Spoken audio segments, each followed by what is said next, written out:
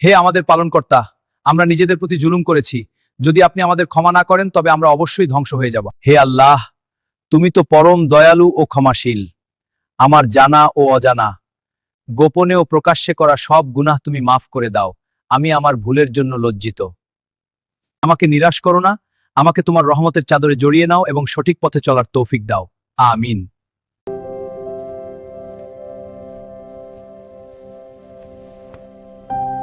হে আমাদের পালনকর্তা, আমরা নিজেদের প্রতি জুলুম করেছি। যদি আপনি আমাদের ক্ষমা না করেন তবে আমরা অবশ্যই ধ্বংস হয়ে যাব। হে আল্লাহ, তুমি তো পরম দয়ালু ও ক্ষমাশীল।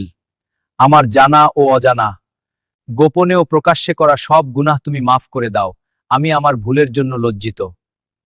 আমাকে নিরাশ করো না, আমাকে তোমার রহমতের চাদরে জড়িয়ে নাও এবং সঠিক পথে চলার তৌফিক দাও। আমিন।